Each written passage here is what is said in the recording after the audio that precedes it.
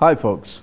The Nobel Prize for Economics for Abhijit, Banerjee, Esther Duflo and Michael Kramer is cause for both celebration and debate. And with Abhijit's and Esther's new book, Good Economics for Hard Times, it is even more so. We at Deccan Herald have brought in two economists of repute to discuss Abhijit's work as well as the offshoots of his work. Professor Amit Basole is with the Azim Premji University and is one of the people who last year studied unemployment data and came up with some of the recommendations that are very similar to what Abhijit Banerjee is talking today. Vidya Soundararajan is with the IIMB. Vidya is a microeconomist who has worked on areas of rural development and agricultural economics. Let's get on with the initial remarks. Amit, do you want to start off? Sure. I guess what would be appropriate would be to start off with just a few remarks on what is the significance of the work and why it has been given the Nobel. So what we have seen in the field of development economics and economics in general over the last few decades is an increasing emphasis on work that is based on data, based on an approach that emphasizes the identifying of causal mechanisms as they're called, meaning how do we know for sure that when we do X, Y will happen. Since society is complex, social data is complex, these questions are not as easy to answer as they would be in a science experiment. So, and we can't do experiments easily in society for obvious ethical reasons and so forth. So, the growing body of work in economics has focused on different mechanisms, different approaches to pin down causal relationships between economic variables. When we do this, this will happen, and we can say that with some confidence. And this prize for the randomized control trial techniques, which Vidya will shortly talk about, fits into that. So it's a recognition for that kind of body of work. So, as I understand, basically what Abhijit Banerjee is saying is, if you want to intervene with a particular scheme and help somebody, first ask them what they want. What is it that's troubling them? Is that a very simplified version of what Abhijit's work is all about? A randomized control trial is essentially a data generating technique. So, it's like yet another way to generate data. And the way you do it is to answer a specific set of questions and to ascribe a causal mechanism to it. And what that means is that by doing an experiment and generating data from that experiment, one can actually confidently say that X is causing Y. Y is not caused because of n number of things, but it's specifically caused because of X. Let me give an example. Suppose the government is thinking about a training program and it wants to know if training workers is actually going to improve their wage over time after the training has been done. So this is a policy tool that the government is thinking about. So how does the government know whether training is really going to affect future wages for workers? Is it going to improve them? So the way to think about RCT is to first think about what a non-RCT study can give us. If you think about an observational data set, like the National Sample Survey or people going to the field and collecting data, you actually observe people who have undergone training by the government and you observe their wages. Right? And when you actually use that observational data and try to associate using simple correlation between undertaking training and the effect of that on wages, you're going to miss something very important. And what is that? People who undertake training are perhaps already very motivated. They're very ambitious. They want to really excel in the job market. And that motivation can also affect their wage. So if you want to then ascribe the effect of training on wage, then you're missing the whole motivation part. So then if you look at the correlation between undertaking training and wages, you're actually not really teasing out or differentially looking at just the training, whether training itself has caused the worker to improve his or her wage, or is it the fact that him or her is just motivated enough to actually work harder and get better wages. Only because motivation is highly correlated with taking up the training. But Nobel would not be for just the technique, right? So right. What comes out of it? Right. How do you isolate that? That's where RCT comes in. And that's what these researchers and the extended group of people have done following up on that. So the way training alone, how do you measure the effect of training alone on wages is simply by what is called as randomizing training. Right? You're randomizing training in the sense that you're telling that there's a group of people who receive training and there's a group of people who don't. It's a treatment group, those who receive training, and it's a control group who don't receive training. And where does this whole motivation and the whole causal effect come in here? We're actually randomizing everything between the two groups. That is, the two groups have both similar motivations levels, similar education background, similar social backgrounds, and only thing that is different between the two is that one receives training and the other does not. So how has it helped the world as such? So after the training has been done, then if one looks at the fact that whether wages have improved, one can cleanly ascribe that it is training that has actually increased wages if it did, and it's not something else that is associated with this particular group. So that's the technique, and this helps ascribe causal mechanism to a question one asks. You can easily say that one is the cause and the other is the effect. The technique is a very important part of that, the price, etc. But certainly their attitude, which is in Poor Economics, the book that came out before this, you see most clearly, which is what you were alluding to. They have a way of understanding the development process through people's eyes as much as possible. Right. So instead of taking a policy level or a kind of a structural view, which I'll also shortly come to, is one of the problems actually, if you go too far in the other direction, because society, these phenomena are always interactions of two things: the structures and then people's motivations and incentives and actions. Right. So what the work here does is it places a lot of emphasis on understanding people's motivations, their incentive structures, and why do they do what they do. Right? And then it tries to say that you can make small changes. Sort of, why do poor people make the choices that they make? Why do they make the choices? And they may surprise you. You may think that they will react in this way when I do this, but since you have not fully understood the constraints that they face or the incentive structures that they operate under, they may do something completely different. Are there examples of how this has worked, in terms of helping people? So some of the earlier work by Michael Kremer, for example, the idea behind increasing school enrollment for kids in rural areas is that you can do it in a number of ways. You can actually provide them scholarships, or you can say give them textbooks, give them uniforms, build toilets. There can be a number of ways to bring, or midday meals. There can be a number of ways to bring children into school. But what Michael Kremer showed in a context like Africa, where there are a lot of contagious diseases, which is preventing people from actually even showing up, is that essentially diseases are basically not even letting people participate in the school program. So what he did was a simple randomization of what is called as deworming pills. Right. So he basically provided pills to essentially encourage. So this is where the WHO's deworming program came in. Yeah. So then he showed that deworming actually increased, and it's actually the cheapest way to do it. You don't have to provide costly uniforms, costly textbooks. Right. You can simply provide pills and help them get disinfected, and that itself will prevent diseases, and people's health outcomes improve and school participation rates improve. So that's also, in some sense, RCTs also horse race different things. One can be an expensive intervention to actually achieve the same outcome of bringing kids to school. The other can be a cheap intervention. Right. So maybe the cheap intervention is better. You don't know. So that's again speaking to what people need in terms of what is really working in that context. So that's one example. So moving ahead from the technique part and the price itself. So since Abhijit is in India, there's been a lot of noise on various pronouncements that he has made, in terms of reversing corporate taxes, or the need for Nyay-like scheme, or the PM Kisan kind of scheme.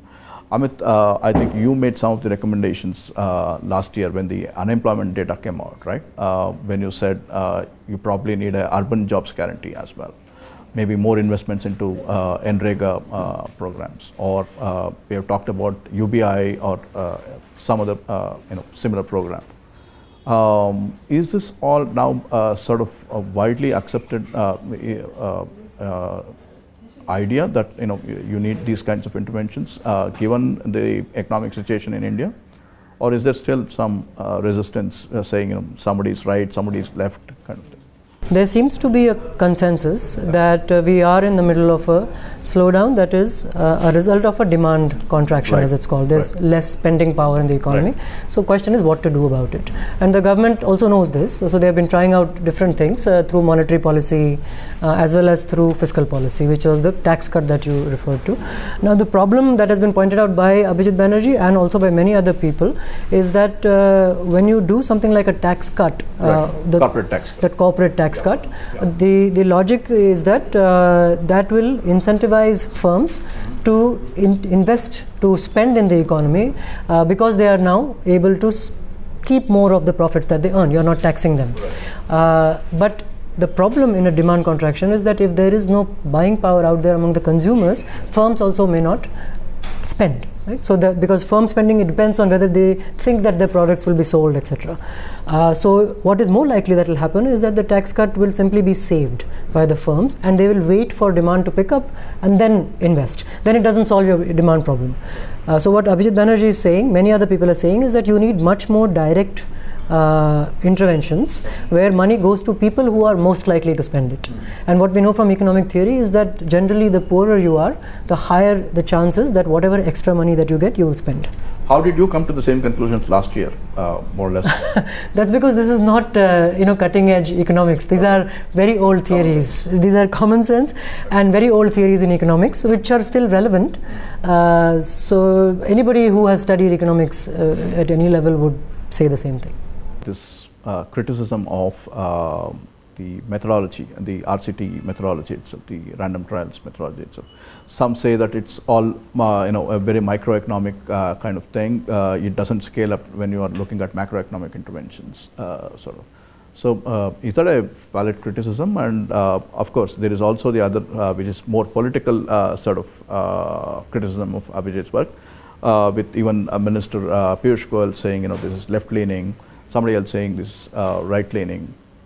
So how do we reconcile all this? One criticism has been that there's an ethical issue here as to, usually it is, frankly well-off economists from rich countries who are experimenting on poor countries. So what are the ethics of that? Is consent being taken? So it's the same controversies that come into medical trials, clinical trials? In some sense, very similar issues come up.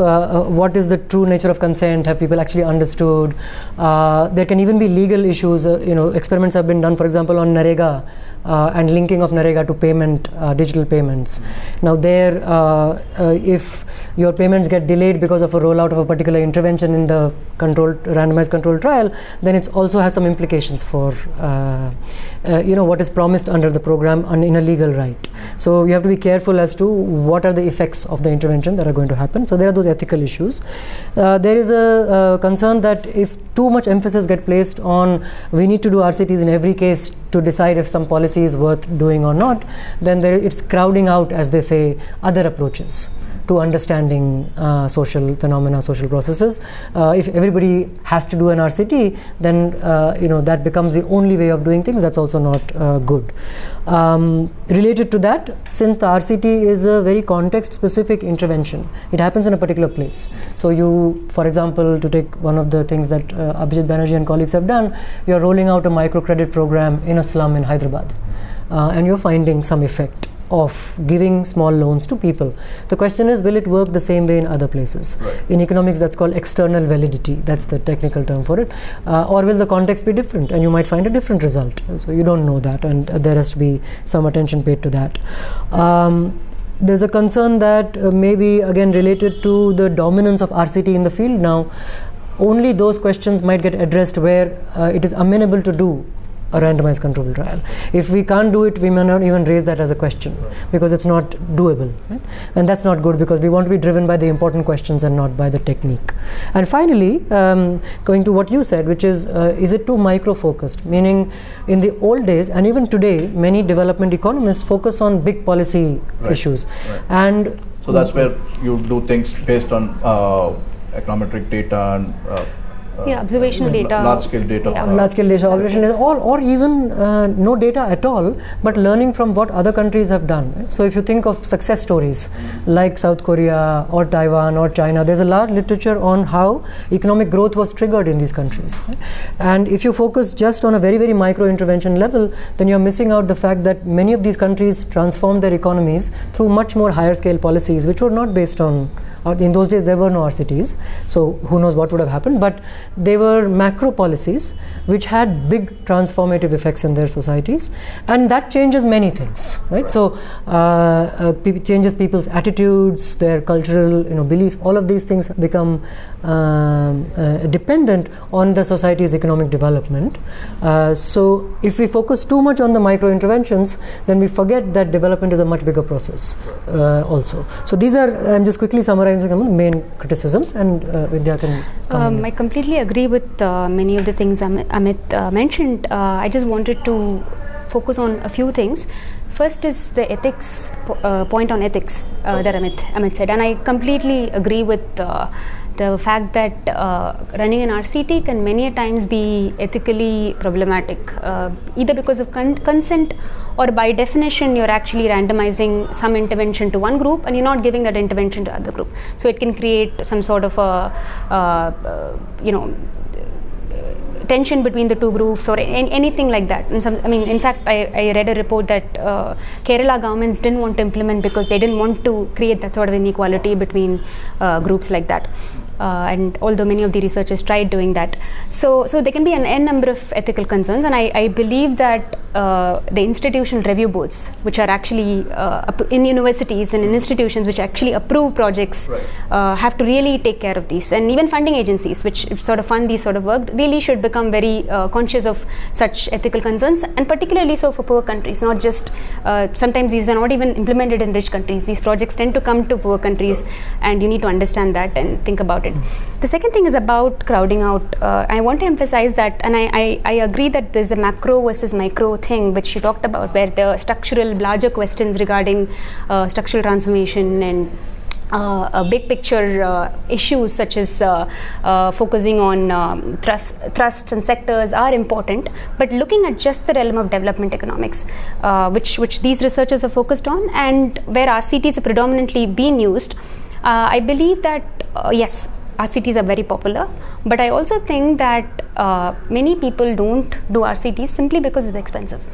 And for example, researchers like me and many others just don't do RCTs because it's a long haul. You need to wait out for 5 years, and sometimes it pays off, sometimes it doesn't. So I'm just talking from a researcher's point of view. So many people don't do RCTs, but what RCTs has done to economics research, development economics research, is it's increased the bar for good research, I think. Right. So it has created an important spillover effect. So we weigh a lot on causal evidence. As Amit initially started off by saying, causal evidence, whether X causes Y or something else causes Y, that causal evidence has become important as a result of RCTs becoming big on the forefront of development economics. So I think that has created a lot of non-RCT work, which is also important. Like one can think about what are called natural experiments. Some states, for example, an example of this is some states increase the minimum wage, some states don't. And if you, to the extent that you believe there is some random aspect to some states doing this and some states not doing it, then you can think about it as a quasi-experiment, a real-world experiment. Not that somebody has purposely done that, but a real-world experiment where one can utilize that quasi-randomization to look at some things. So one can ascribe some amount of causal evidence to that. So that sort of work has gone higher. And external validity is, I agree with that, but I feel a lot of work now where our researchers are working with state governments, the way RCTs then tied to RCT studies then tied to how it is implemented is something important. For example, at least from the way Abhijit Banerjee's work and Esther Duflo's work and JPAL, the way it's run is they apparently, as I understand, partner with state governments, try to pilot some studies at a reasonable scale in that state, and try to then scale it up in that particular state, and they don't necessarily believe that it's externally valid. So you don't, they agree that, and researchers who do RCTs agree that it's not externally valid. So with that understanding, one can sort of think about applying it to other places or not.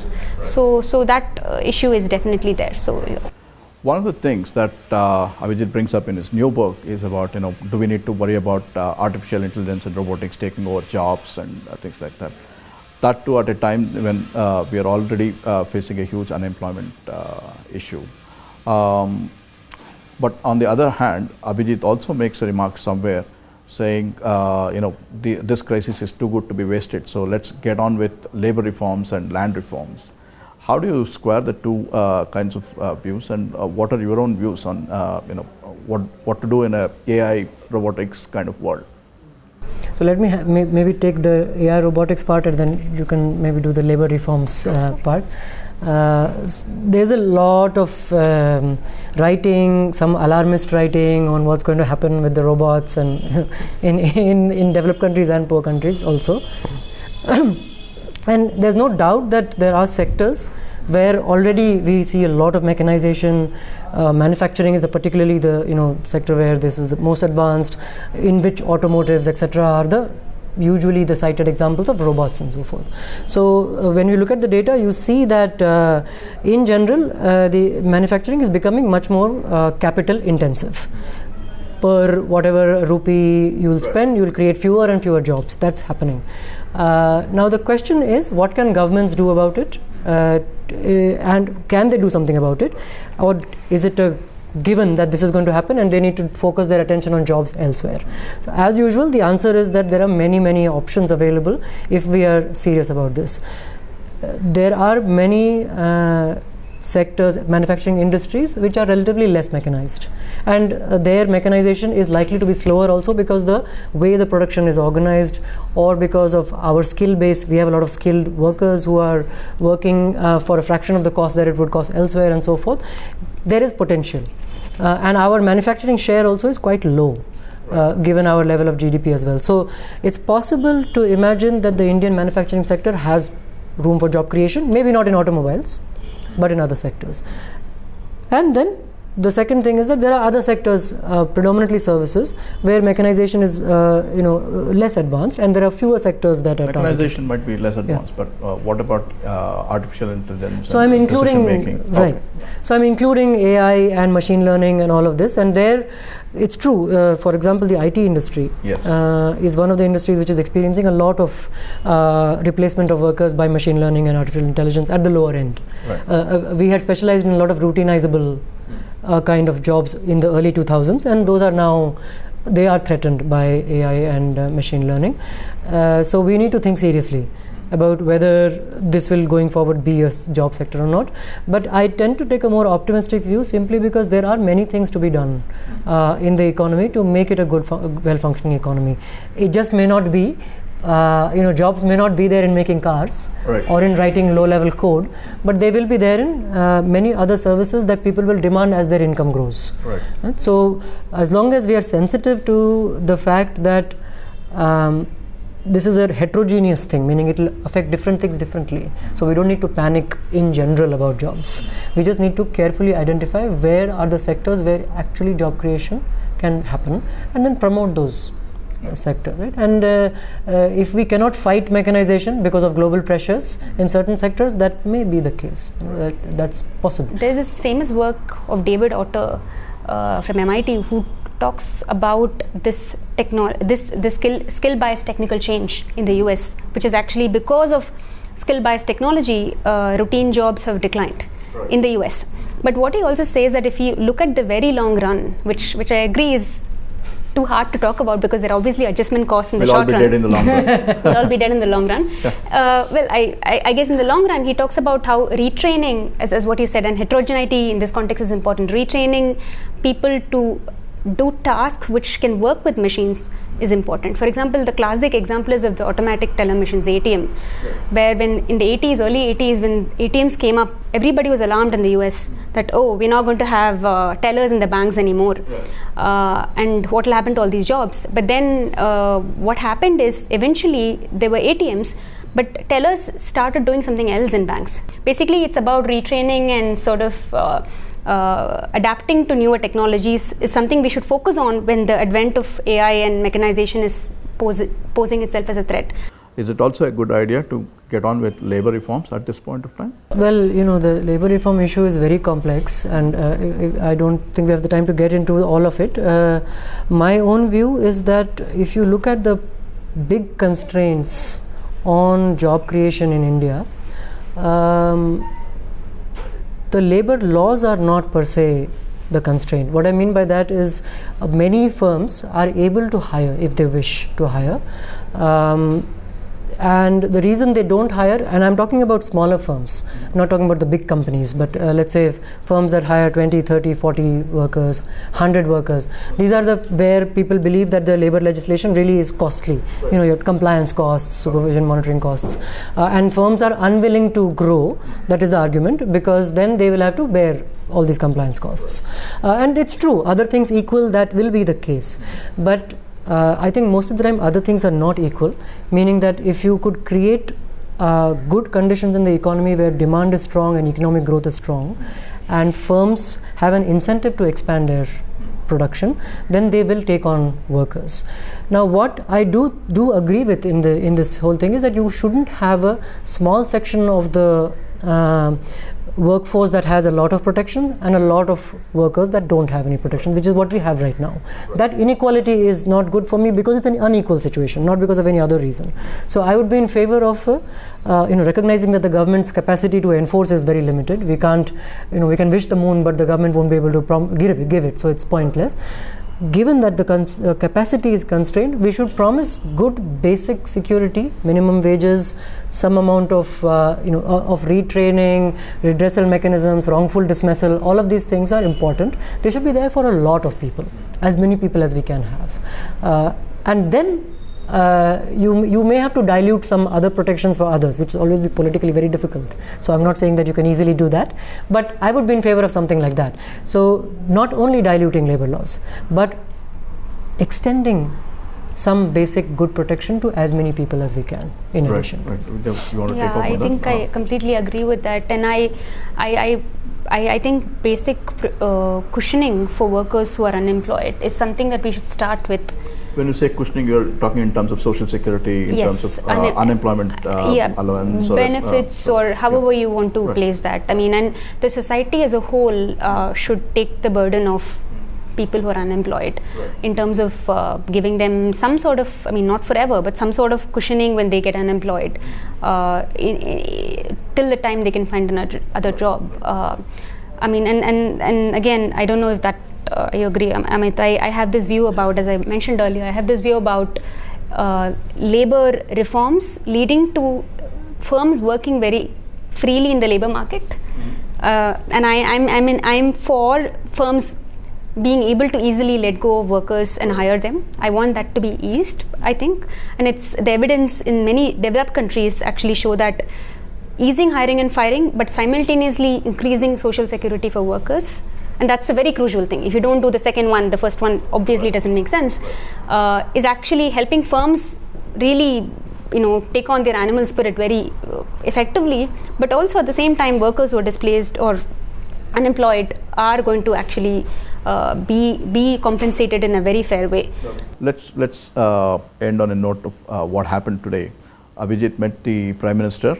The Prime Minister's party has all been talking against Abhijit and his Nobel Prize, but the Prime Minister met him and he said, we're all proud of his achievement and nice words.